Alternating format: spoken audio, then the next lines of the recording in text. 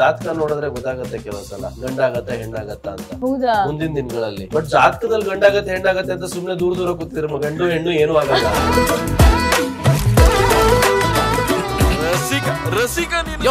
ಅದಕ್ಕೆ ನಮ್ಗೆ ಈ ಅಂದ್ರೆ ಯಾರಾದ್ರೂ ಕಿರ್ಚಿದ್ರೆ ಮಾಡಿದ್ರೆ ರೇಗಿದ್ರೆ ನಮ್ಗೆ ತಡ್ಕೊಳಕಾಗಲ್ಲ. ಅಲ್ಲ ನೀವ್ ಏನ್ರಿ ಅನ್ಕೊಂಡಿದೀರಾ? ಹೌದು ಕಣ್ರಿ. ನಮ್ಮೊಡೆಗೆ ಹೋಗಿರ್ತೀವಿ, ಅಲ್ಲಿ ಏನ್ ಮಾತಾಡ್ತಾ ಇರ್ತೀವಿ, ಏನ್ ಹೇಳು ಮಾಡ್ಬಿಟ್ಲಲ್ಲ ಆ ಟೈಮ್ ಆರಾಮಾಗಿದ್ದೆ ಕಣ. ನಮ್ಮ ಹುಡುಗನ ರೇಂಜೇ ಬೇರೆ, ನಿಮ್ಗೆ ಯಾರಿಗೂ ಗೊತ್ತಾಗ್ತಿಲ್ಲ ಅಷ್ಟೇ. ನನಗೇನನ್ಸುತ್ತೆ 21-22ಗೆ ಮದ್ವೆ ಆಗ್ಬೇಕಿತ್ತು. ಅಲ್ಲ ಅದು ರೋಗಿ ಬಯಸಿದ್ದು ಹಾಲು ಅನ್ನ, ಡಾಕ್ಟರ್ ಹೇಳಿದ್ದು ಹಾಲು ಅನ್ನ ಆದಾಗ ಖುಷಿ ಆಗತ್ತೆ. ಬಟ್ 3-4 ದಿವಸ ತಿಂದ್ಮೇಲೆ ಗೊತ್ತಾಯ್ತು ಅಯ್ಯೋ ಬೋರ್ ಹೊಡಿತಾ ಇದೆಯಲ್ಲ ಅಂತ. ಅಲ್ಲ ಇದೇ ಹಾಲಿಗೆ ಸ್ವಲ್ಪ ಸಕ್ಕರೆ ಹಾಕೋಣ ಅಂತ ಒಂದಿರುತ್ತೆ, ಒಂದ್ ದಿವಸ ಹಾಲು ಬೇಡ ಸ್ವಲ್ಪ ಮೊಸರು ಹಾಕೋಣ ಅಂತ ಇರುತ್ತೆ, ಚೂರು ಉಪ್ಪಿನಕಾಯಿ ಹಾಕೋಣ ಅಂತ ಇರುತ್ತೆ. ಬಟ್ ಇಲ್ಲ ಇನ್ನು ಹಾಲು ಅನ್ನನೇ ತಿನ್ಬೇಕು ಅಂತ ಕೂತ್ಬಿಟ್ರು ಅವರು. ಕೈ ಹಾಕಿದ್ರೆ ಕಚ್ಚುತ್ತೆ ಹಾವು, ಮದ್ವೆ ಮಾಡ್ಕೊಂಡ್ರೆ. ಈಗ ನಾವು 25ಕ್ಕೆಲ್ಲ ಆಗಿದ್ದಿದ್ರೆ ಇವಾಗ ಎಷ್ಟು 10 ವರ್ಷ ಆಲ್ರೆಡಿ ಜರ್ನಿ ಮಾಡಿರ್ತಿದ್ವಿ. ಮಗುಗ್ 8 ವರ್ಷ ಆಗಿರೋದು, ಮಕ್ಕಳಿಗೆ ಒಟ್ಟಿಗೆ ಸೇರಿ 8, 6, 4 ಆಗಿರೋದು. ಇವಾಗ 4ನೇ ಪ್ರೊಡಕ್ಷನ್ ಇರ್ತಿದ್ವಿ ನಾವು. ಬಟ್ ಈಗ ನಮಸ್ತೆ, ನೀವು ನೋಡ್ತಾ ಇದ್ರ ಫಿಲ್ಮ್ ಬೀಟ್ ಕನ್ನಡ. ನಾನು ಯಶವಂತ್. ಇವತ್ತು ನನ್ನ ಜೊತೆ ಸ್ಪೆಷಲ್ ಗೆಸ್ಟ್ ಇದ್ದಾರೆ. ಇವರು ಈಗ ತಾನೇ ಜಸ್ಟ್ ಮ್ಯಾರಿಡ್ ಕಪಲ್ಸ್ ಗಳು, ಜೊತೆಗೆ ಒಂದ್ ಕಂಡೀಷನ್ ಮೇಲೆ ಇಬ್ರು ಮದ್ವೆ ಆಗಿದಾರಂತೆ. ಆ ಕಂಡೀಷನ್ ಏನು, ಆ ಕಪಲ್ ಗಳು ಯಾರು, ಸಾಕಷ್ಟು ಮಾತಾಡೋದಿದೆ. ಮದ್ವೆ ಆದ್ಮೇಲೆ ಹೆಂಗಿದೆ ಜೀವನ ಎಲ್ಲವೂ ಕೂಡ ಮಾತಾಡ್ಬೇಕು ಅಂತ ಅನ್ಕೊಂಡಿದ್ದೀನಿ. ಫಸ್ಟ್ ವೆಲ್ಕಮ್ ಮಾಡ್ಬಿಡ್ತೀನಿ ಇಬ್ರು ಕಪಲ್ಸ್ ಗಳಿಗೆ. ನಮಸ್ತೆ. ನಮಸ್ತೆ. ನಮಸ್ಕಾರ. ಹೇಗಿದ್ದೀರಾ ಜೋಡಿಗಳು? ಆರಾಮ್ ಸೂಪರ್ ಆಗಿದ್ದೀವಿ. ನೀವು ಮದ್ವೆ ಆಗಿದ್ದೀರಾ? ಇಲ್ಲ. Single. How people survive without marriage? Without condition. Without condition, without ಅಲ್ಲ ಫಸ್ಟ್ ಮ್ಯಾರೇಜ್ ಆಗ್ಬೇಕಲ್ಲ, ಕಂಡೀಷನ್ ಹಾಕೋದಕ್ಕೆ ಫಸ್ಟ್ ಹುಡುಗಿ ಸಿಗ್ಬೇಕು, ಆಮೇಲೆ ಕಂಡೀಷನ್, ಆಮೇಲೆ ಮ್ಯಾರೇಜ್. ಹುಡುಗಿನೇ ಸಿಗ್ತಿಲ್ವಲ್ಲ ಈಗ. ಇಲ್ಲ ಅಂತ ಮಾತ್ರ ಹೇಳ್ಬೇಡಿ, ಸೀರಿಯಸ್ಲಿ. ಅಂದ್ರೆ ಸಿಕ್ಕಿರೋರ್ನ ಯಾರು ನೀವು ಮ್ಯಾರೇಜ್ ವರ್ಗೂ ಬಂದಿಲ್ಲ ಅಂತ ಹೇಳಿ. ಅದೇ ಇವಾಗ ಏನ್ ಗೊತ್ತಾ, ಹುಡುಗಿನ ಹೆಂಗೋ ಒಪ್ಪಿಸ್ಬೋದು, ಅವ್ರ ಮನೆಯವ್ರನ್ನ ಒಪ್ಸೋದಿದೆಯಲ್ಲ, ಶಿವನೇ. ಅವ್ರ ಏನೋ ಸ್ವಂತ ಮನೆ ಇದೆಯಾ, ಗೌರ್ಮೆಂಟ್ ಕೆಲ್ಸನ? ಇಲ್ಲ ಸರ್ ನಾನು ಆಂಕರ್. ಇದು ಇಬ್ರು ಎರಡನೇವ್ರು ಅನ್ಸುತ್ತೆ ನಮ್ಮ ಹತ್ರ. ಸಿಂಗಲ್ ಸೇಮ್ ಅಲ್ಲ ನಡೀತಿರೋದೇ ಅದು. ಅಂತ ಮೊನ್ನೆ ಎಷ್ಟು 1 lakh ಮಿನಿಮಮ್ ಸಂಬಳ ಇರ್ಬೇಕು, ಇಲ್ಲಾಂದ್ರೆ ಮದ್ವೆನೆ ಕಷ್ಟ ಅಂತ ಏನೋ. ಕರೆಕ್ಟ್. ಕಂಡೀಷನ್ ಗೊತ್ತಾ ಸರ್, ನಾನು ಆಂಕರ್ ಸರ್, ಸೆಲೆಬ್ರಿಟಿಗಳೆಲ್ಲ ಇಂಟರ್ವ್ಯೂ ಮಾಡ್ತೀನಿ. ಗೌರ್ಮೆಂಟ್ ಕೆಲ್ಸನ P1 ಆಗಿದ್ರು ಕೊಡ್ತೀನಿ ಅಂತಾರೆ. ಏನ್ ಮಾಡೋಣ? ನೀವ್ ಹೇಳಿ ಗೌರ್ಮೆಂಟ್ ಆಂಕರ್ ಅಂತ.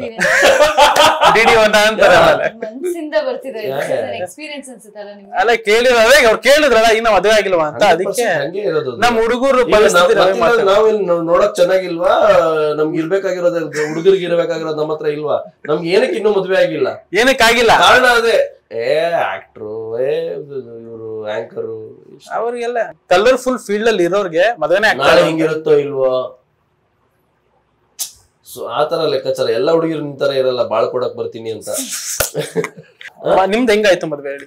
ಇಲ್ಲ ಇಲ್ಲ, ಇವ್ರು ಬಾಳ್ ಕೊಡಕ್ ಬರ್ತೀನಿ. ಸಿನಿಮಾದಲ್ಲೇ ಇದೀವಿ, ಕ್ಯಾರೆಕ್ಟರ್ ಮಾತಾಡ್ತೀವಿ. ಹಂಗಿಲ್ವಾ? ಅಂಕಿತ. ಸರಿ, ಕ್ಯಾರೆಕ್ಟರ್ ಇಂದ ಹಚ್ಚಬರೋಣ. ಓಕೆ, ನಾನು ಫಸ್ಟ್ ಕಂಡೀಷನ್ ಬಗ್ಗೆ, ಅವ್ರು ನನ್ ಕಷ್ಟ ಸುಖ ಕೇಳ್ತಿದ್ರಲ್ಲ, ನಾವು ಹಂಚ್ಕೊಳ್ತಾ ಇದ್ದೆ. ಬ್ರದರ್ಹುಡ್ಸ್, ಬಾಯ್ಸ್ ಪ್ರಾಬ್ಲಮ್ಸ್. ಓಕೆ, ಬಂದ್ಬಿಡ್ತೀನಿ ಸಿನಿಮಾಗೆ. ಮತ್ತೆ ಹೇಗಿದ್ದೀರಾ? ಚೆನ್ನಾಗಿದ್ದೀವಿ. ಏನ್ ಕಂಡೀಷನ್ ಹಾಕಿದ್ರಿ? ಟ್ರೈಲರ್ ನೋಡಿದೀರಾ ಅನ್ಸುತ್ತೆ ನೀವು. ಟ್ರೈಲರ್ ಅಲ್ಲಿ ತೋರಿಸಿರೋದು ನಾವ್ 2 ಕಂಡೀಷನ್. ಅದನ್ನ ಬಿಟ್ಟು ಇನ್ನೇನೇನ್ ಕಂಡೀಷನ್ಸ್ ಇದೆ ನೀವು ಸಿನಿಮಾ ನೋಡ್ಬೇಕು. August 25. ಒಟ್ಟ ಇನ್ನೂ ಒಂದಷ್ಟು ಕಂಡೀಷನ್ ಇದೆ. ಖಂಡಿತ ಕಂಡೀಷನ್ನೇ ಮದ್ವೆ ಅಂತ ಅಂದ್ಮೇಲೆ, ಕಂಡೀಷನ್ ಮದ್ವೆ ಅಂತ ಅಂದ್ಮೇಲೆ ಅದ್ ಬಿಟ್ರೆ ಇನ್ನೇನಿರುತ್ತೆ. ನೀವ್ ಅಷ್ಟೊಂದೆಲ್ಲ ಕಂಡೀಷನ್ ಹಾಕ್ಬಿಟ್ರೆ ನಾವು ಅಪ್ಪ ಅಮ್ಮ ಕೇಳ್ತಾರೆ. ಸೂರ್ಯ ಲೇಟ್ ಆಗಿ ಮದ್ವೆ ಆಗಿಲ್ವಲ್ಲ, 25 ವರ್ಷ ಅವನಿಗೆ ಅಷ್ಟೇ ಮದ್ವೆ ಆದ. ಅದಕ್ಕೆ ಹಂಗಂತ ಕಂಡೀಷನ್ ಹಾಕ್ಬಿಟ್ಟಿದ್ರೆ ಖಂಡಿತ ಹಾಕ್ತೀನಿ. ಆದ್ರೆ ಆ ಕಂಡೀಷನ್ ಸ್ವಲ್ಪ ಅರ್ಥ ಮಾಡ್ಕೊಂಡ್ ಆದ್ಮೇಲೆ ನೆಕ್ಸ್ಟ್ ಪ್ರೊಸೀಜರ್ ಅಂತನಾ? ಅದೆಲ್ಲ ನಂಗೆ ಗೊತ್ತಿಲ್ಲ, ನೀವು ಸಿನಿಮಾ ನೋಡಿದ್ರೆ ಗೊತ್ತಾಗುತ್ತೆ ಅಲ್ವಾ? ಅಲ್ಲೇ ನೋಡುದು ಸಿನಿಮಾನೇ ಅಂತ ಹೇಳಿ ಎಲ್ಲದು ಅಲ್ಲೇ ಹೇಳ್ಬಿಟ್ಟು ಈಗ ಅದು ಬಿಟ್ಕೊಡಿ ಸ್ವಲ್ಪ. ನೀವ್ ಹೇಳಿ. ಬೇಡ ಬೇಡ, ನಿಮ್ಮ ಹತ್ರ ಕೇಳ್ತಾರೋ ಪ್ರಶ್ನೆ. ಇನ್ನೇನ್ ಕಂಡೀಷನ್ ಇದೆ ಅದೆಲ್ಲ ಹೇಳ್ಬಿಡಕ್ಕಾಗತ್ತಾ? ನೋಡಿ, ಒಳಗಿನ ಕಂಡೀಷನ್ ತುಂಬಾ ಇದೆ ಅಂತ. ಸರಿ, ಹುಡುಗಿರ್ ಕಂಡೀಷನ್ ಹಾಕ್ತಾರೆ. ಓಕೆ, ನೀವ್ ಹುಡುಗ ಹೆಂಗ್ ಒಪ್ಕೋತೀರಾ? ಅಲ್ಲ ಅದು ರೋಗಿ ಬಯಸಿದ್ದು ಹಾಲು ಅನ್ನ ಡಾಕ್ಟರ್ ಹೇಳಿದ್ದು ಹಾಲು ಅನ್ನ ಆದಾಗ ಖುಷಿ ಆಗತ್ತೆ. ನಿಮಗೂ ಅದೇ ಇಷ್ಟ ಇತ್ತು? ನಮಗೂ ಅದೇ ಇಷ್ಟ ಇತ್ತು. ಬಟ್ 3-4 ದಿವಸ ತಿಂದ್ಮೇಲೆ ಗೊತ್ತಾಯ್ತು ಅಯ್ಯೋ ಬೋರ್ ಹೊಡಿತಾ ಇದೆಯಲ್ಲ ಅಂತ. ಸ್ವೀಟ್ ತಿನ್ಬೇಕು ಅನ್ನಿಸ್ತಾ ಇರುತ್ತೆ. ಅಲ್ಲ ಇದೇ ಹಾಲಿಗೆ ಸ್ವಲ್ಪ ಸಕ್ಕರೆ ಹಾಕೋಣ ಅಂತ ಒಂದಿರುತ್ತೆ. ಒಂದ್ ದಿವಸ ಹಾಲ್ ಬೇಡ ಸ್ವಲ್ಪ ಮೊಸರು ಹಾಕೋಣ ಅಂತ ಇರುತ್ತೆ, ಒಂಚೂರು ಉಪ್ಪಿನಕಾಯಿ ಹಾಕೋಣ ಅಂತ ಇರುತ್ತೆ. ಬಟ್ ಇಲ್ಲ ನೀನ್ ಹಾಲು ಅನ್ನನೇ ತಿನ್ಬೇಕು ಅಂತ ಕೂತ್ ಬಿಟ್ರು ಅವರು. ಮದ್ವೆ ಅಲ್ಲ, ಕಂಡೀಷನ್ಸ್. ಈಗ ಸೂರ್ಯನಿಗೂ ಕೂಡ ಇಟ್ ವಾಸ್ ಕನ್ವೀನಿಯಂಟ್ ಅಲ್ವಾ ಕಂಡೀಷನ್ಸ್ ಜೊತೆ ಆಗೋದು. That is what he wanted. But ಹೋಗ್ತಾ ಹೋಗ್ತಾ ಇದೇ ಹಾಲು ಅನ್ನೊಂದ್ ಸ್ವಲ್ಪ ರುಚಿ ಮಾಡೋಣ ಅಂತ ಟ್ರೈ ಮಾಡ್ದ ಅವನು. ಅದೇ ಇವ್ರು ಹೇಳ್ದಂಗೆ ರೋಗಿ ಬಯಸಿದ್ದು ಹಾಲು ಅನ್ನ, ವೈದ್ಯ ಹೇಳಿದ್ದು ಹಾಲು ಅನ್ನ. ನಾನ್ ಕೊಟ್ಟ ಕಂಡೀಷನ್ಸ್ ಇವ್ರಿಗೆ ತುಂಬಾ ಅನುಕೂಲ ಆಯ್ತು. ಬಟ್ ಸಿನಿಮಾದಲ್ಲಿ ಹೋಗ್ತಾ ಹೋಗ್ತಾ ಆ ಹಾಲು ಹೊಡೆದು ಮೊಸರಾಗತ್ತಾ ಇಲ್ಲ ಕೊನೆ ತನಕ ಹಾಲಾಗೆ ಇರುತ್ತಾ ಅನ್ನೋದು ಸಿನಿಮಾ ನೋಡಿ. ಓಕೆ, ಕೆಲವು ಟ್ರೈಲರ್ ಎಲ್ಲ ನೋಡ್ಬೇಕಾದ್ರೆ ಓಕೆ ನಿಮ್ಮಿಬ್ರದ್ದು ಒಂದು ಜಾನರ್ ಹೋಗ್ತಾ ಇತ್ತು. ಓಕೆ, ಒಂಥರ ಚೆನ್ನಾಗಿದೆಯಲ್ಲ, ಮದ್ವೆದು ಅದು ಇದು ನಮ್ಮ ಒಂದಷ್ಟು ಇದೆಲ್ಲ ಇರ್ತವೆ, ನಮ್ಮನ್ನ ನೋಡ್ಕೋಬಹುದು ಅನ್ನೋದೆಲ್ಲ ಐತಿ. ಟಕ್ ಅಂತ ಏನೋ ಒಂದು ಪಾಲಿಟಿಕ್ಸ್ ಬರುತ್ತೆ, ಆಮೇಲೆ ಇನ್ನೊಂದ್ ಏನೋ ಒಂದ್ ಬರುತ್ತೆ. ಇಲ್ಲೊಂದ್ ನೋಡ್ದೆ ಈ ಬಾಗ್ಲ ಏನಾದ್ರೂ ಒಂದ್ ಮೇಜರ್ ರೋಲ್ ಪ್ಲೇ ಮಾಡ್ತಾ ಇದೆ ಏನೋ ಗೊತ್ತಿಲ್ಲ. ಇದನ್ನೆಲ್ಲ ನೋಡ್ರೆ ಅದನ್ನ ಕ್ಯಾರೆಕ್ಟರ್ ತರಾನೇ ಕೂರಿಸ್ಬಿಟ್ಟಿದ್ದಾರೆ ಅಲ್ವಾ? ಅಂದ್ರೆ ನಮಗೂ ಹೇಳದೆ ಅದಕ್ಕೊಂದು ಏನೋ ವಿಶೇಷವಾಗಿ ಶೂಟ್ ಮಾಡಿರ್ಬೋದು ಮೇಡಮ್, ಹೇಳಕ್ಕಾಗಲ್ಲ. ಈಗಿನ ಒಂದಷ್ಟು ವಿಚಾರಗಳು ನೋಡಾದ್ರೆ ಈಗ ಹುಡುಗರು ಸ್ವಲ್ಪ ಲೇಟ್ ಆಗಿ ಮದುವೆ ಆಗ್ಬೇಕು ಅನ್ಕೋತಾರೆ, ಹುಡುಗಿರು ನಮ್ ಸ್ವಂತ ಕಾಲ್ ಮೇಲೆ ನಿಂತ್ಕೊಂಡ್ಮೇಲೆ ನಾನು ಇಂಡಿಪೆಂಡೆಂಟ್ ಆಗಿ ಬದುಕ್ಬೇಕು, ಆಮೇಲೆ ಮದುವೆ ಆಗ್ತೀನಿ, ಹಿಂಗೆ ಒಂದಷ್ಟು ಯೋಚನೆ ಮಾಡ್ತಾ ಮಾಡ್ತಾ ಟೈಮ್ಗಳು ಹೋಗ್ತಾ ಇದೆ. ಸೊ ಆಮೇಲೆ ಇಬ್ರಿಗೊಂದು ಮೆಚುರಿಟಿ ಬರುತ್ತೆ. ಮದುವೆ ಆಗ್ಬೇಕಾ, ಮದುವೆ ಆಗ್ಬಾರ್ದಾ, ಆಗ್ಬೇಕು ಅಂದ್ರೆ ಯಾಕೆ ಆಗ್ಬೇಕು, ಇವೆಲ್ಲ ಒಂದಷ್ಟು ಪ್ರಶ್ನೆಗಳೆಲ್ಲ ಉಟ್ಕೊಂಡಾಗ ಈಗಿನ ಜನರೇಷನ್ ಥಿಂಕಿಂಗ್ ಯಾವ ರೀತಿಯಾಗಿ ಇದೆ ಅಂತ ಅನ್ಸುತ್ತೆ? ಇಲ್ಲ ಅಂದ್ರೆ ಪರ್ಸನಲ್ ಎಕ್ಸ್ಪೀರಿಯನ್ಸ್ ನನ್ಗೆ ಆಕ್ಚುಲಿ ಒಂದು ಜಸ್ಟ್ ಆನೆಸ್ಟ್ಲಿ ಅನ್ಸಿದ್ದಂತ ಹೇಳಿದ್ರೆ, ನನ್ಗೀಗ ಸುಮ್ನೆ ಕೆಲವು ಪುಟಗಳನ್ನು ತಿರ್ಸಿ ನೋಡಿದ್ರೆ ಒಂದ್ 25-26 ಮದುವೆ ಆಗ್ಬಿಡ್ಬೇಕಾಗಿತ್ತು ಅಂತ ಅನ್ಸುತ್ತೆ. ಬಟ್ ನಾನು ಆಲ್ಸೋ ನೋಡ್ತೀನಿ ದಟ್ ಈಗ ನನ್ನ ಫ್ರೆಂಡ್ಸ್ ಎಲ್ಲ ಯಾರು 25-26 ಆಗಿದ್ದಾರೆ ಅವ್ರು ಈಗ ಮತ್ತೆ ಆಗ್ತಾ ಇದಾರೆ. ಎಲ್ಲರೂ ಪಾಪ 2 ರೌಂಡ್ ಆಗ್ತಾ ಇದಾರೆ, ನಂದು ಇನ್ನೂ 1 ರೌಂಡ್ ಆಗಿಲ್ಲ. ಬಟ್ ಓಕೆ, ಆ 2ನೇ ರೌಂಡ್ ಆಗೋದು ಒಂದು ಮೊದಲನೇ ರೌಂಡ್ ಅಲ್ಲಿ ತಪ್ಪು ಇಲ್ಲ. ಬಟ್ ಐ ಥಿಂಕ್ ಅದೊಂದು ಚಂದ, ಇಟ್ಸ್ ಬ್ಯೂಟಿಫುಲ್. ಮದುವೆ ಅನ್ನೋದು ಇಟ್ಸ್ ವೆರಿ ಬ್ಯೂಟಿಫುಲ್. ಬಟ್ ಅಂದ್ರೆ ಯು ಆರ್ ಮೋರ್ ಬ್ಲೆಸ್ಡ್. ನಿಮ್ಗೆ ಸರಿಯಾದ ಸಮಯಕ್ಕೆ ಅಂದ್ರೆ ಬೇಗ ನಿಮ್ಗೆ ಆ ಲೈಫ್ ಪಾರ್ಟ್ನರ್ ಸಿಕ್ಕಿದ್ರೆ ಅವರ ಜರ್ನಿ ತುಂಬಾ ವರ್ಷಗಳ ಕಾಲ ಇರುತ್ತೆ. ಈಗ ನಾನು 25ಕ್ಕೆಲ್ಲ ಆಗಿದ್ದಿದ್ರೆ ಇವಾಗ ಎಷ್ಟು 10 ವರ್ಷ ಆಲ್ರೆಡಿ ಜರ್ನಿ ಮಾಡಿರ್ತಿದ್ವಿ. ಮಗುಗೊಂದು 8 ವರ್ಷ ಆಗಿರೋದು, ಮಕ್ಕಳಿಗೆ ಒಟ್ಟಿಗೆ ಸೇರಿ ಒಂದು 8, ಒಂದು 6, ಒಂದು 4 ಆಗಿರೋದು. ಇವಾಗ 4ನೇ ಪ್ರೊಡಕ್ಷನ್ ಇರ್ತಿದ್ವಿ ನಾವು. ಬಟ್ ಈಗ 3 ಪ್ರೊಡಕ್ಷನ್ ಆಲ್ರೆಡಿ ಸ್ಕೂಲ್ಗೆ ಹೋಗ್ತಾ ಇತ್ತು, ಇನ್ನೊಂದು ರೆಡಿ ಅಷ್ಟೇ. ಆದ್ರೂ ಅದು ಹೇಳ್ಕೊಳಕ್ ಚೆನ್ನಾಗಿದೆ, ಇಲ್ವಲ್ಲ ಅಂತ ಒಂದು ಬೇಜಾರು. ಅದೇ ಅಂದ್ರೆ ಬಟ್ ಆನೆಸ್ಟ್ಲಿ ಅನ್ಸಿದೆ ಅಟ್ ಅ ಪಾಯಿಂಟ್ 25ಕ್ಕೆಲ್ಲ ಆಗ್ಬಿಡ್ಬೇಕಾಗಿತ್ತು ಅಂತ. ಬಟ್ ಅಂದ್ರೆ ದ ಜರ್ನಿ ದಟ್ ನೀವು ಟ್ರಾವೆಲ್ ಮಾಡ್ತಿರಲ್ಲ ಇಬ್ರು ಪರಸ್ಪರ, ಇಬ್ರು ಒಬ್ರನ್ನೊಬ್ರು ತಿಳ್ಕೊಳ್ತಾ ಬರ್ತೀರಾ 25ಕ್ಕೆಲ್ಲ ಆಗ್ಬಿಟ್ರೆ. ಇವಾಗ ಹೆಂಗೆ ಅಂತ ಹೇಳಿದ್ರೆ ಎಲ್ಲದನ್ನು ತಿಳ್ಕೊಂಡ್ಬಿಟ್ಟಿರ್ತೀರಾ. ಇವಾಗ ಇಲ್ಲಿ ಬಂದು ಇವಾಗ ಇಲ್ಲಿಂದ ಜರ್ನಿ ಸ್ಟಾರ್ಟ್ ಮಾಡ್ತೀರಾ. So you more matured.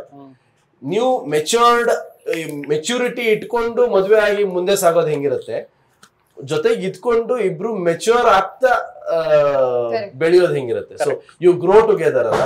ಇವಾಗ ಒಂದು 30 ನಂತರ ಇಟ್ಸ್ ಆಲ್ ಅಬೌಟ್ ಇದ್ ಮಾಡ್ಬೇಕು ಕಾನ್ಸ್ಟೆಂಟ್ ಹಸಲ್.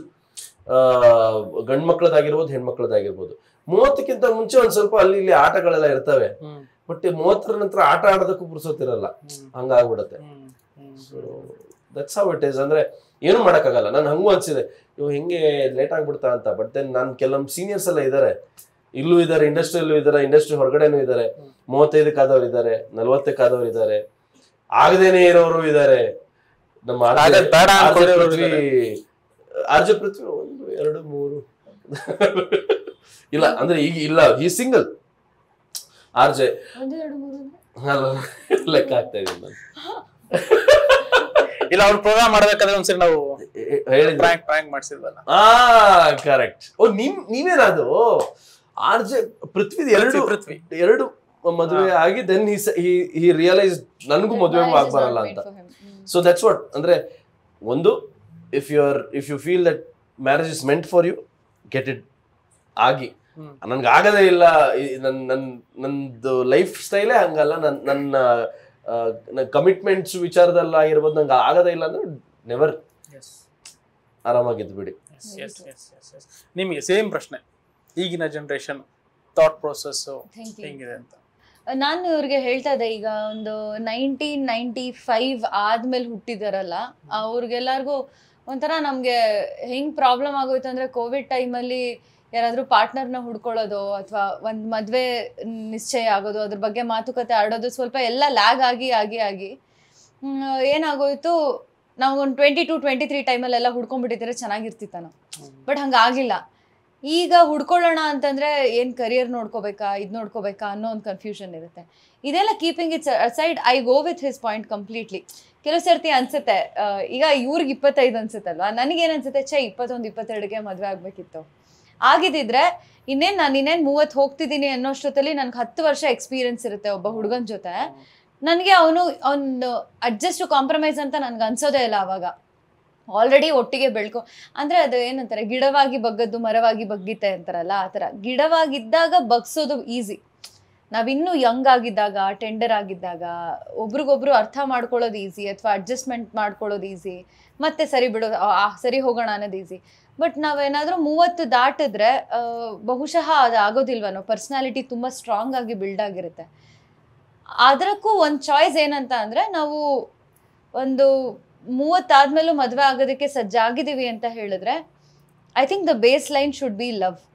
ನಾನು ಇವನ್ನ ಮದುವೆ ಆಗ್ತೀನಿ, ನಾನು ಎಲ್ಲದಕ್ಕೂ ಅಡ್ಜಸ್ಟ್ ಆಗ್ತೀನಿ, ಎಲ್ಲದಕ್ಕೂ ಕಾಂಪ್ರಮೈಸ್ ಆಗ್ತೀನಿ, ಮ್ಯಾರೇಜ್ ಇಸ್ ಕಮಿಟ್ಮೆಂಟ್ ಅಂತ ನಾನು ಎಷ್ಟೇ ಸ್ಥಿರವಾಗಿದ್ರೂ ಸಹ ಒಂದಲ್ಲ ಒಂದಿನ ಎಡವ್ತೀನಿ, ಅಥವಾ ನನಗೆ ಇನ್ನು ಅಡ್ಜಸ್ಟ್ ಆಗೋಕ್ಕಾಗೋದಿಲ್ಲ ಅನ್ನೋ ಒಂದು ಫೀಲಿಂಗ್ ಬಂದೇ ಬರುತ್ತೆ ಅನ್ನೋದು ನನ್ಗನ್ಸುತ್ತೆ.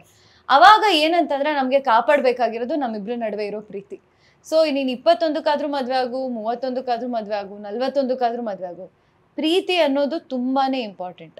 ಆ್ಯಂಡ್ ಅವ್ರವ್ರ ಜೀವನದಲ್ಲಿ ಅವ್ರವ್ರು ಯಾವಾಗ ಅದನ್ನು ಕಂಡ್ಕೋತಾರೆ, ನಿರ್ಧಾರ ಮಾಡ್ತಾರೆ ನಾನು ಪ್ರೀತಿಸ್ತೀನಿ ಅಂತ, ಅವ್ರ ಲೈಫ್ ತುಂಬ ಉತ್ತಮವಾಗಿರುತ್ತೆ ಅಂತ ನಾನು ನಂಬ್ತೀನಿ. ಇಟ್ ಈಸ್ ನಾಟ್ ಲೈಕ್ 21ಕ್ಕೆ ಮದುವೆ ಆಗಬೇಕು ಅಥವಾ 35ವರೆಗೂ ವೆಯ್ಟ್ ಮಾಡಬೇಕು, ಅದಿಲ್ಲ. ಅವ್ರವ್ರ ಲೈಫ್ ಜರ್ನಿಯಲ್ಲಿ if they come across somebody, ಅವ್ರನ್ನ ನಾನು ಪ್ರೀತಿಸಬಲ್ಲೆ, ಅವನು ನನಗೆ ಅಷ್ಟೇ ಪ್ರೀತಿ ಕೊಡಬಲ್ಲೆ, ಮುಂದೆ ಏನಾಗುತ್ತೆ ನೋಡೋಣ ಅನ್ನೋ ಒಂದು ಮನಸ್ಥಿತಿ ಇದ್ರೆ ಯಾವಾಗ ಬೇಕಾದ್ರೂ ಮದುವೆ ಆಗ್ಬೋದು ಅನ್ನೋದು ನನ್ಗನ್ಸುತ್ತೆ. ನೀವು ಯಾವ ಇಯರ್ ಬಾರ್ನ್? ಇಯರ್ ಬೇಡ ಬಿಡಿ, ಕ್ಯಾಮ್ರಾ. ಈಗ ಇಂಡಿಪೆಂಡೆಂಟ್ ಮತ್ತೆ ಮೆಚುರಿಟಿ ಎಲ್ರಿಗೂ ಇರ್ಲೇಬೇಕು. ಆ ಇಂಡಿಪೆಂಡೆಂಟ್ ಮೆಚುರಿಟಿ, ಸೊ ಅದು ಬಂದ್ಮೇಲೆ ಎಲ್ಲೋ ಜಾಸ್ತಿ ಆದ್ಮೇಲೆ ಸ್ವಲ್ಪ ಡಿವೋರ್ಸ್ಗಳು ಜಾಸ್ತಿ ಆಗ್ತಾ ಇದೆ ಅಂತ ಅನ್ಸುತ್ತಾ? ಇಂಡಿಪೆಂಡೆಂಟ್ ಆಗಿರೋದಕ್ಕೂ ಮೆಚುರಿಟಿಗೂ ಸಂಬಂಧ ಇಲ್ಲ. ಇಂಡಿಪೆಂಡೆಂಟ್ ಆಗಿರೋದು it's a different characteristics. Because ಏನಕ್ಕೆ ಹೇಳ್ತೀನಿ, ಒಂದ್ ಹುಡುಗ ಆಗ್ಲಿ ಹುಡುಗಿ ಆಗ್ಲಿ ಕೆಲಸ ಮಾಡ್ತಾ ಇರ್ತಾರೆ, ಆಫ್ಟರ್ ಮದ್ವೆ ಆಗ್ತಾರೆ, ಏನೋ ಸಣ್ಣ ಪುಟ್ಟ ಚಿಕ್ಕ ಇದಕ್ಕೂ ಕ್ಲಾಶಸ್ ಆದಾಗ ಇವ್ನ ಇಲ್ಲ ಅಂದ್ರೂ ನಾನು ಬದುಕಬಲ್ಲೆ, ನನಗೆ ಕೆಲಸ ಇದೆ, ಆತರ ಒಂದು ಇಂಡಿಪೆಂಡೆಂಟ್ ಅಂತ ಫಸ್ಟ್ ನಿಮಗೆ ಸಿಕ್ಕ ಮೇಲೆ. ಅಂದ್ರೆ ತುಂಬಾ ಈಗ ನಾವು ನಮ್ ತಂದೆ ತಾಯಿ ಕಾಲದಲ್ಲೂ ಕೂಡ ಆ ಒಂದು ಈ ಸಮಸ್ಯೆಗಳೆಲ್ಲ ಇದ್ವು. ಇವಾಗ ಇಲ್ಲ ಅಂತ ಇಲ್ಲ. ಇವತ್ತು ಎಕ್ಸ್ಪೋಜರ್ ಜಾಸ್ತಿ ಇದೆ. ಯಾರು ಏನ್ ಮಾಡ್ತಿದ್ದಾರೆ, ಯಾರು ಎಲ್ಲಿದ್ದಾರೆ, ಎಷ್ಟರ ಮಟ್ಟಿಗೆ ನಾವು ಇರೋದಕ್ಕೆ ಸಾಧ್ಯ ಇದೆ, ಸಾಧ್ಯ ಇಲ್ಲ ಅನ್ನೋ ಗೇಜ್ ಮಾಡುವಂತ ಸೊಸೈಟಿಯಲ್ಲಿ ಇದೀವಿ ನಾವು ಇವತ್ತು. ಅಂಡ್ ಅವಾಗೆಲ್ಲ ಆಗಿದ್ರು ಕೂಡ ಅಲ್ಲಿ ಅದೇ ನೀವು ಹೇಳ್ದಂಗೆ ಇವಾಗ ಡಿಪೆಂಡೆನ್ಸಿ ಇಲ್ಲ. So I feel man women ಯಾರಾದ್ರೂ ಕೂಡ ಫೈನಾನ್ಷಿಯಲ್ ಡಿಪೆಂಡೆನ್ಸಿ ಇರಬಾರ್ದು. And okay, emotional dependency, we are human beings. ಅದು ಹೆಂಡತಿ ಅಲ್ಲದೆ ಇದ್ರು ಮನೆಯವ್ರ ಜೊತೆ ಇರ್ತೀವಿ, ಅಥವಾ ಫ್ರೆಂಡ್ಸ್ ಆಗಿದ್ರೆ if we are very good friends, ನಾನು ಕೂಡ ಇಮೋಷನಲ್ ನಿಮ್ಮ ಮೇಲೆ ಡಿಪೆಂಡ್ ಆಗಿರ್ತೀನಿ, ನೀವು ನನ್ನ ಮೇಲೆ ಇಮೋಷನಲ್ ಡಿಪೆಂಡ್ ಆಗಿರ್ತೀರಾ. ಲೇ ನನ್ ತಲೆ ಕೆಡ್ಸ್ಕೊಂಡು ಕೂತೀನಿ, ಬಾರಲ್ಲೋ ಎಷ್ಟೊತ್ತಾಯ್ತಲ್ಲೇ, ಇಲ್ಲಿ 2 ಬಾಟ್ಲಿ ಹಿಡ್ಕೊಂಡು ಕೂತು ಬಾ ಮಚ ಅಂತ ಕರಿತೀವಿ, ಹೌದಾ? ಸೊ ಇಲ್ಲ ಅಟ್ಲೀಸ್ಟ್ ಎಲ್ಲೋ ಅಲ್ಲಿ ದಮ್ಮೊಡೆಯಕ್ಕೆ ಹೋಗಿರ್ತೀವಿ, ಅದಕ್ಕೂ ಜೊತೆಗೆ ಹೋಗ್ತೀವಿ, ಅಲ್ಲಿ ಏನ್ ಮಾತಾಡ್ತಾ ಇರ್ತೀವಿ, ಅಲ್ಲಿ ಏನೇ ಹೇಳು ಮಾಡ್ಬಿಟ್ಲಲ್ಲ ಆ ಟೈಮಲ್ಲಿ ಆರಾಮಾಗಿದ್ದೆ ಕಣತ್ ಮಾತಾಡ್ತೀವಿ. ಇಲ್ಲ ಅದ್ ಹೆಂಗೋ ನಾನು ಇಷ್ಟೆಲ್ಲ ಮಾಡ್ದೆ, ಅಲ್ಲ ಆಡಿಷನ್ ಕೊಟ್ಟಿದ್ದು ಅದೇ ಆಗಿಲ್ಲ, ಅಲ್ಲಿ ಯಾರಿಗೂ ಆಗೋಯ್ತಲ್ಲೋ, ಇಲ್ಲ ಆಗತ್ತೆ ಕಣ ಆಗತ್ತೆ. ಸೊ ಎವ್ರಿ ಸಿಟ್ಟಿಂಗ್, ಸೊ ಅದು emotional dependency. So we are dependent. But ಅದೇ ಫೈನಾನ್ಷಿಯಲ್ ಡಿಪೆಂಡೆನ್ಸಿ ಇದ್ದಾಗ ಏನಾಗ್ಬಿಡುತ್ತೆ, ನಿಮ್ you want to take the decision ಅಂದ್ರೆ ಆಗ್ತಾ ಇಲ್ಲ, ಸಾಧ್ಯನೇ ಇಲ್ಲ ಅಂತ ಅನ್ಸಿನೂ ಕೂಡ ಆಗ್ತಾ ಇಲ್ಲ ಅಂತ ಹೇಳಿದಾಗ ಒಂದೇ you start living with that person, or ಆ ಪೇನ್ ಜೊತೆ ಇರೋದಕ್ಕೆ ಶುರು ಮಾಡ್ಬಿಡ್ತೀರಾ, ಅದನ್ನ ನಿಮ್ಮ ಜೀವನದ ಒಂದು ಭಾಗ ಇರೋದಕ್ಕೆ ಶುರು ಆಗುತ್ತೆ. ಇಲ್ಲ lot of people give up on life, ಅದು ಆಗಿದೆ. ಈಗ ಲಾಟ್ ಆಫ್ ಪೀಪಲ್ ಯಾರಿಗೆ ಸಾಧ್ಯನೇ ಇಲ್ಲ ಅಂತ ಅನ್ಕೊಂಡು ಜೀವ ಕಳ್ಕೊಂಡಿರೋರು ಇದ್ದಾರೆ. ಈಗ ಅಟ್ಲೀಸ್ಟ್ ಆ ಒಂದು ಡಿಪೆಂಡೆನ್ಸಿ ಇಲ್ಲದೆ ಇರೋದ್ರಿಂದ peacefully two people can move on in their life and ಮುಂದಿನ ಜೀವನದಲ್ಲಿ ಅಟ್ಲೀಸ್ಟ್ ಸಾಯ ತನಕ ಆರಾಮಾಗಿ ಇರ್ಬೋದು.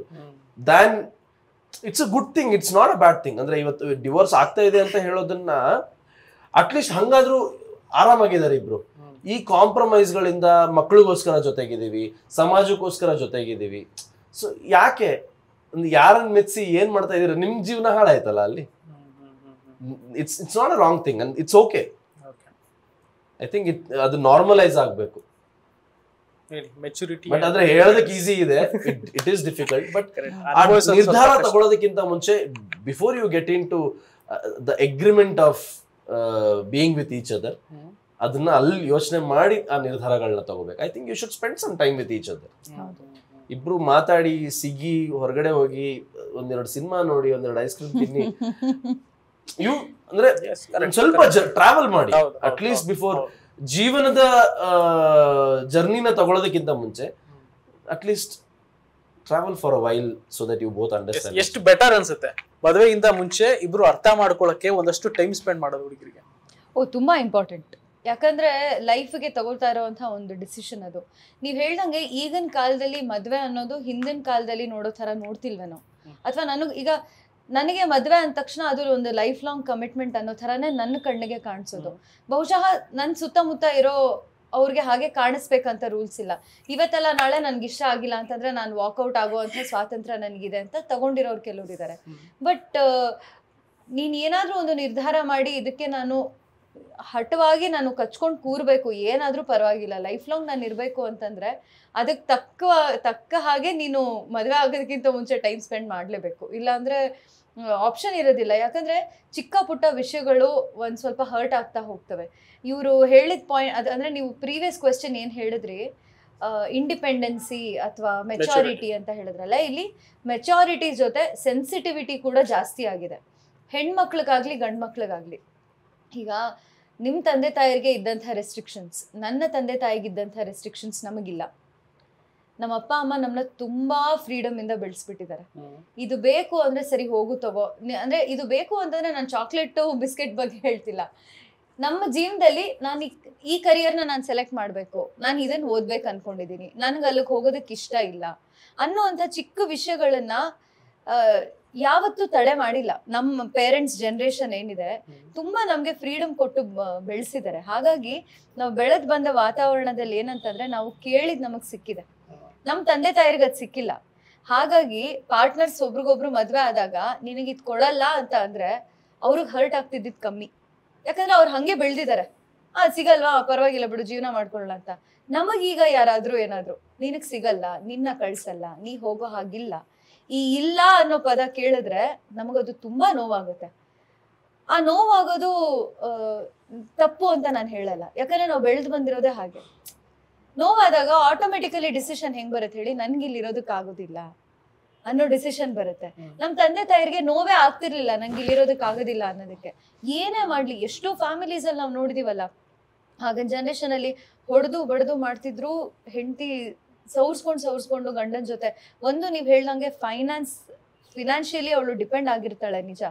ಬಟ್ ಈಗಿನ ಕಾಲದಲ್ಲಿ ಹೊಡೆಯೋ ಬಡಿಯೋದಲ್ಲ, ಜೋರಾಗಿ ರೇಗಿದ್ರೆ ನನ್ಗಾಗೋದಿಲ್ಲ ಅನ್ನೋ ಹೆಣ್ಮಕ್ಳಿದ್ದಾರೆ.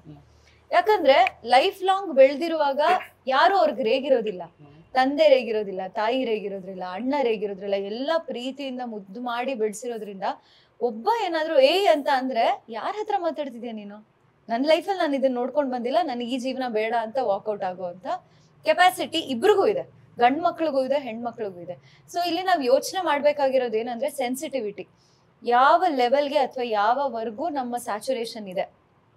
ನನ್ನ ಪಾರ್ಟ್ನರ್ ನಾನು ನೋಡುವಾಗ ಮದ್ವೆಗಿಂತ ಹಿಂದೆ ನಾನು ಎಷ್ಟು ದಿನ ಅವನ ಜೊತೆ ಜೀವನ ಮಾಡ್ತೀನೋ ಕಳಿಯುವಾಗ ನಾನು ತಿಳ್ಕೊಬೇಕು, ಓಕೆ ಇದು ಇವ್ರು ಹೇಳ್ತಿದಾರೆ, ನನಗೆ ಹರ್ಟ್ ಆಗ್ತಿದೆ, ಬಟ್ ನಾನು ತಡ್ಕೊಳ್ಳೋ ಶಕ್ತಿ ನನಗಿದ್ಯಾ?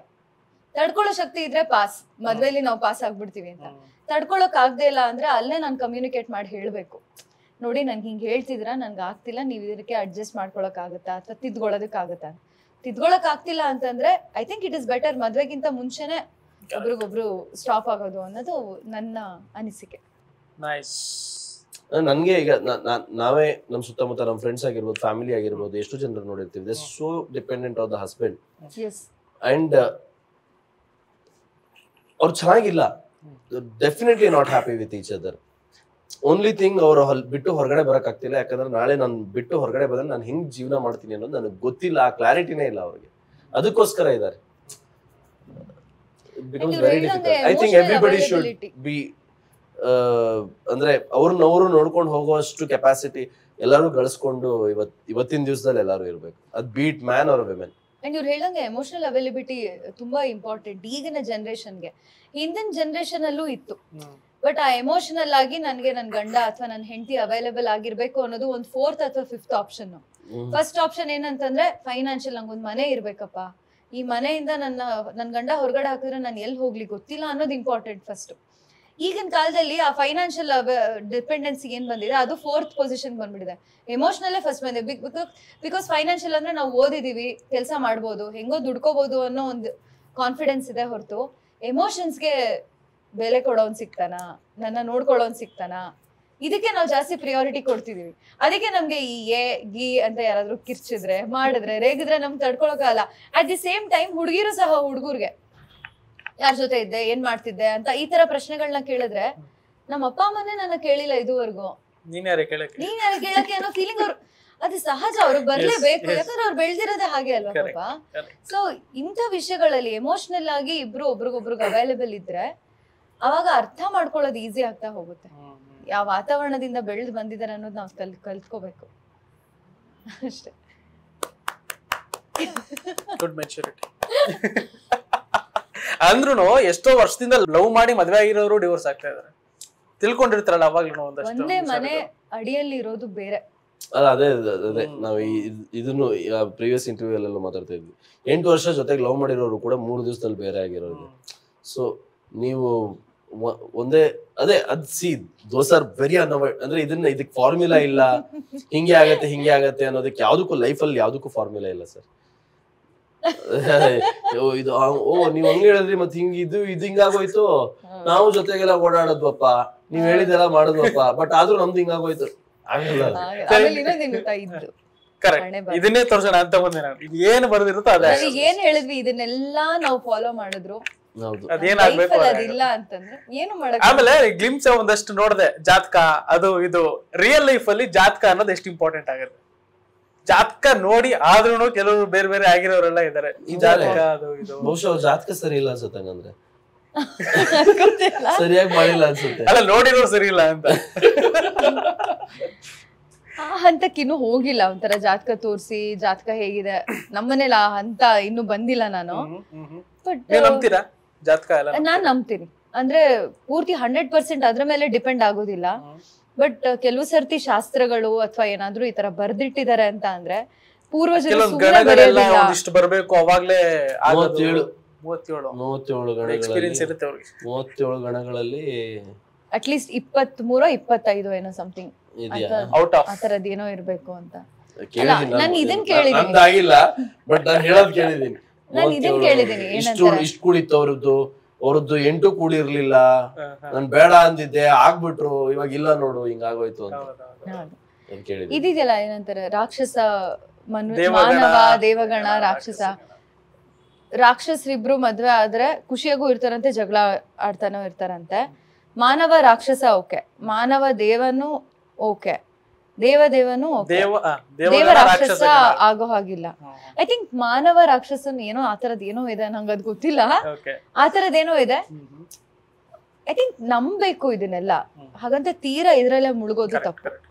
ಬಿಕಾಸ್ ನಾನ್ ನಂಬ್ತೀನಿ ಪೂರ್ವಜರು ಯಾವ್ದೋ ಒಂದು ಸೈಂಟಿಫಿಕ್ ರೀಸನಿಂಗ್ ಇಟ್ಕೊಂಡೆ ಈ ಜಾತಕ, ರಾಶಿ, ನಕ್ಷತ್ರ ಏನು ಎತ್ತ ಅಂತೆಲ್ಲ ಮಾಡಿರ್ತಾರೆ. ಅದ್ರ ಮೇಲೆ ನಾವು ಸ್ವಲ್ಪ ಡಿಪೆಂಡ್ ಆಗೋದು ಓಕೆ. ಖಂಡಿತ. ಅಂದ್ರೆ ಇವಾಗ ನೀವು ಜಾತಕ ನೋಡಿದ್ರೆ ಗೊತ್ತಾಗತ್ತೆ ಕೆಲವು ಸಲ ಗಂಡ ಆಗತ್ತ ಹೆಣ್ಣಾಗತ್ತ ಅಂತ. ಹೌದಾ? ಮುಂದಿನ ದಿನಗಳಲ್ಲಿ. ಬಟ್ ಜಾತಕದಲ್ಲಿ ಗಂಡಾಗತ್ತೆ ಹೆಣ್ಣಾಗತ್ತೆ ಅಂತ ಸುಮ್ನೆ ದೂರ ಕೂತಿದ್ರೆ ಗಂಡು ಹೆಣ್ಣು ಏನು ಆಗಲ್ಲ. ಹೆಂಗಾಗತ್ತೆ? ಸೊ ನಿಮ್ ಪ್ರಯತ್ನನೂ ಬೇಕಲ್ವಾ ಅಲ್ಲಿ. ಈ ತರ ಕಂಡೀಷನ್ ಹಾಕ್ಬಿಟ್ರೆ ಏನ್ ಪ್ರಯತ್ನ ಪಡೋದು? ಅದೇ ಅಂದ್ರೆ ಆ ಕಂಡೀಷನ್ ನ ಮುಂದಕ್ಕೆ ದಾಟ್ಬೇಕು ನೀವು. ಅಷ್ಟು ಛಲ ಇರ್ಬೇಕು ಒಬ್ಬ ಗಂಡಸಿಗೆ. ಟ್ರೈಲರ್ ಅಲ್ಲಿ ನಿಮ್ಗೆ ಸ್ವಲ್ಪ ಐಡಿಯಾ ಇದೆ ಅನ್ಸುತ್ತೆ. ಟ್ರೈಲರ್ ನೋಡಿದ್ರೆ ಗೊತ್ತಾಗುತ್ತೆ ಕಂಡೀಷನ್ ನ ದಾಟೋ ಪ್ರಯತ್ನ ಹೇಗೆಲ್ಲ ಮಾಡ್ತಾರೆ ಅಂತ. ಅದಕ್ಕೆ ಕೇಳಿದ್ರೆ ಕಂಡೀಷನ್ ಹಾಕಿದ್ರೆ ಏನ್ ಮಾಡಿದ್ರೆ ಏನು ಬಂತು ಅಂತ. Yes okay. ಸಿನಿಮಾ ಒಂದಷ್ಟು ಕೇಳಿದಾಗ ನಾನು ಅವಾಗ ಹೇಳ್ತಿದ್ದೆ ಕೆಲವೊಂದು ಪಾಲಿಟಿಕ್ಸ್ ಬಂತು, ಆಮೇಲೆ ಶ್ರುತಿ ಮೇಡಮ್ ಅಂದ್ರು, ಒಂದಷ್ಟು ಸ್ವಲ್ಪ ಏನೋ ಒಂಚೂರು ಸೈಕಾಲಜಿಕಲ್ ಥ್ರಿಲ್ಲಿಂಗ್ ಏನಾದ್ರು ಆಗುತ್ತಾ ಅನ್ನೋದು ನನ್ ಅನಿಸೋದ ಸ್ವಲ್ಪ ಬಂದ್ಬಿಟ್ರು. ನನ್ಗೇನ್ ಅನ್ಸಿರೋದಂದ್ರೆ ಸೈಕಾಲಜಿಕಲ್ ಥ್ರಿಲ್ಲಿಂಗ್ ಅನ್ನೋದಕ್ಕಿಂತಾನು ಹ್ಯೂಜ್ ಫ್ಯಾಮಿಲಿ ಇದು. ಅಂದ್ರೆ ಇದಕ್ಕೆ ಆದಂತ ಒಂದು ಪರಂಪರೆ ಇದೆ ಈ ಫ್ಯಾಮಿಲಿಗೆ, ಸೂರ್ಯನ್ ಫ್ಯಾಮಿಲಿಗೆ. ಅಂಡ್ ಆ ಫ್ಯಾಮಿಲಿಯಲ್ಲಿ ಆ ಮನೇಲಿ ಇರುವಂತ ಒಬ್ಬ ಮಗನ್ಗೆ ಅವ್ನು ಮದುವೆ ಮಾಡ್ತಾರೆ. ಬಟ್ ಆ ಮದುವೆ ಮಾಡಿದ ಹೊಸರಲ್ಲಿ ಅವ್ರವ್ರ ಲೈಫ್ದು ಒಂದಿಷ್ಟು ಅವರು ಸಾರ್ಟ್ ಔಟ್ ಮಾಡ್ಕೋತಾ ಇರೋ ಟೈಮಲ್ಲಿ ಫ್ಯಾಮಿಲಿಯಲ್ಲಿ ಆಗೋ ಒಂದಿಷ್ಟು ಗೊಂದಲಗಳೇನಿದಾವೆ, ಆ ಗೊಂದಲಗಳಿಗೆಲ್ಲ ಹೆಂಗೆ ಫ್ಯಾಮಿಲಿ ಅಲ್ಲ ಈ ಸೂರ್ಯನ್ ಫ್ಯಾಮಿಲಿ. ಸೊ ಇದು ಅಂದ್ರೆ ಇವ್ರು ನಮ್ ಮದುವೆ ಆಯ್ತು ಅಂತ ಹೇಳಿದ್ರೆ ಇವ್ರು ನಮ್ ಫ್ಯಾಮಿಲಿಗೆ ಬಂದಂಗೆ. So as a family, the entire family, so issues ಗಳನ್ನ ಹೆಂಗ್ ಫೇಸ್ ಮಾಡ್ತಾನೆ ಇವನು, ಹೆಂಗೆ ಫ್ಯಾಮಿಲಿಗೋಸ್ಕರ ನಿಲ್ತಾನೆ. ಸೊ ಇದೆಲ್ಲ ಸಮಸ್ಯೆ ಆಗ್ಬೇಕಾದ್ರೆ ಒಬ್ಬ ಗಂಡಸು ಏನಕ್ಕೋ ನಿಲ್ತಾನೆ ಅಂತ ಹೇಳಿದಾಗ is in a very vulnerable state.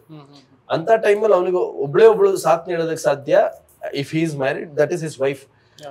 ಇವ್ರಿಗಿರೋ disagreement agreement condition ಗಳ ಮಧ್ಯೆ ಅಂತ ಸಂದರ್ಭದಲ್ಲಿ ಇವ್ರು ನಿಲ್ತಾರಾ ಇಲ್ವಾ, ಇವ್ರು ದಾರಿ ನೋಡ್ಕೊಳ್ತಾರ, ಇದಕ್ಕೆಲ್ಲದಕ್ಕೂ ಪ್ರಶ್ನೆ ಉತ್ತರ 22ನೇ ತಾರೀಕು. ಓಕೆ. ಈಗ ಈ ಮದ್ವೆ ಕಥೆನ ಬರ್ದವ್ರು ಈ ಜೋಡಿಗಳೇ ಬೇಕು ಅಂತ ಆಯ್ಕೆ ಮಾಡಿದ್ ಹಿಂಗೆ ಏನು ಅಂತ ಅವ್ನು ಕೇಳಲ್ಲ ಕಂಡವ್ರಿಲ್ಲ. ಹಿಂಗೆ ಜೋಡಿಗಳ ಆಯ್ಕೆ ಹೆಂಗೆ? ಜೋಡಿ ಫಸ್ಟ್ ಇವ್ರನ್ನ ಆಯ್ಕೆ ಮಾಡಿಟ್ಟಿದ್ರು. ಹೌದು, ಹೆಣ್ಣನ್ ನೋಡಿದ್ರು ಫಸ್ಟಿಗೆ, ಆಮೇಲೆ ಗಂಡನ್ ಹುಡುಕಿದ್ರು.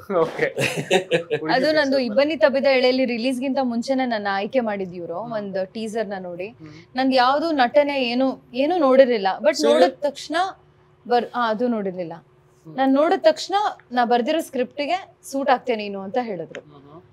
ನನ್ನ ಅದಕ್ಕೆ ಆಕ್ಟ್ ಮಾಡ್ತೀನೋ ಇಲ್ವೋ ಅನ್ನೋದು ಮ್ಯಾಮ್ ಯೋಚನೆ ಮಾಡ್ಲಿಲ್ಲ. ಇಲ್ಲ ನಿಂಗೆ ಆಗುತ್ತೆ, ನೀನ್ ಮಾಡ್ತೀಯ ಅಂತ ಹೇಳಿದ್ರು. ಅಂಡ್ ನನ್ಗೆ ಆ ಒಂದು ಭರವಸೆ ಏನಿಟ್ರು, ನನ್ ಮೇಲೆ ನಂಬಿಕೆ ಏನಿಟ್ರು, I think I am always grateful for that. Because ಕೆಲವು ಡೈರೆಕ್ಟರ್, ರೈಟರ್ ಆ ಒಂದು ಆರ್ಟ್ ಅನ್ನೋದು ಮೂಡೋ ಮನಸ್ಸದು, ಆ ಮನಸ್ಸು ನನ್ ಮೇಲೆ ನಂಬಿಕೆ ಇಟ್ಟಿದೆ ಅನ್ನೋದು ಏನಿದೆ ಅದು ನನ್ಗೆ ಖುಷಿ ಕೊಡುತ್ತೆ. ಅಂಡ್ ಆತರ ಯಾರೇ ಮಾಡಿದ್ರು ನಾನು ಜೈ ಅಂತ ಹೇಳಬಿಡ್ತೀನಿ. ನಿಮ್ಗೆ ಹುಡುಗಿ ಫೋಟೋ ತೋರಿಸ್ಬಿಟ್ಟು ಓಕೆ ಅನ್ಸುತ್ತೆ? ಇಲ್ಲ, ನಾನ್ ತಪಸ್ಸು ಕೂತಿದ್ದೆ ಇವ್ರ ಜೊತೆ ಸಿನಿಮಾ ಮಾಡ್ಬೇಕು ಅಂತ. ಒಂದ್ ದಿವಸ ಪ್ರತ್ಯಕ್ಷ ಆದ್ರು. ಅವಾಗೆಲ್ಲ ಗಡ್ಡ ಬಿಟ್ಟಿದ್ರಲ್ಲ, ಅದಕ್ಕೆ ಬಿಟ್ಟಿದ್ದು. ಅದು ಅಜನೀಶ್ ಲೋಕನಾಥ್ ಅವ್ರು ಪ್ರತ್ಯಕ್ಷ ಆದ್ರು, ಮಾರನೇ ದಿವಸ ಗಡ್ಡ ಬಳಸ್ದೆ. ಆಯ್ತು ಅಲ್ಲಿಗೆ. ಇಲ್ಲ ಅಂದ್ರೆ ಕಪಲ್ ಆಫ್ ಆಪ್ಷನ್ಸ್ ಇಟ್ಕೊಂಡಿದ್ರು ಅಂತ ಹೇಳಿದ್ರು. ಬಟ್ ಯಾವ ಆಪ್ಷನ್ಸ್ ಗಳೆಲ್ಲ ಇಟ್ಕೊಂಡಿದ್ರು ಅದ್ರಲ್ಲಿ ಫಸ್ಟ್ ಹೆಸರು ಬರ್ದಿದ್ರಂತೆ. ಬಟ್ ಅಪ್ರೋಚ್ ಮಾಡಿದ್ ಲಾಸ್ಟ್ ಅನ್ಸುತ್ತೆ ನಾನು. ಸೊ ಬಟ್ ಅದೇ ನನಗ್ ಬಂದ್ ಹೇಳಿದ್ರು ಈ ತರ ಮಾಡ್ತಾ ಇದೀವಿ. ಅಂಡ್ ಅಂದ್ರೆ ಎಲ್ಲೋ ಇತ್ತು, ಬಟ್ ಯಾರು ಏನು ಅಂತ ಡಿಸೈಡ್ ಆಗ್ತಾ ಫೈನಲಿ ನೀವೇ ಮಾಡೋ ತರ ಆಯ್ತಿದು ಅಂತ ಏನೋ ಬಂದ್ ಹೇಳಿದ್ರು. ಅಂಡ್ ದೆನ್ ಇವ್ರನ್ನ ನಾನು ಅದು ಹಿಂದಿನ ಸಿನಿಮಾದಲ್ಲೂ ನೋಡಿದ್ದೆ. ಇವ್ರ ಜೊತೆ ಆಕ್ಟ್ ಮಾಡ್ಬೇಕು ಅಂದ್ರೆ ಅವಕಾಶ ಸಿಕ್ಕಾಗ ಒಳ್ಳೆ ಪ್ರತಿಭಾನ್ವಿತ ನಟಿ ಜೊತೆಗೆ ಆಕ್ಟ್ ಮಾಡೋಣ ಅನ್ನೋದಿತ್ತು. ಅಂಡ್ ಅದು ನನ್ನ ಮೊದಲನೇ ಸಿನಿಮಾದಲ್ಲಿ ಆಯ್ತು ಅನ್ನೋದು ನನ್ನ ಸೌಭಾಗ್ಯ. Nice nice nice.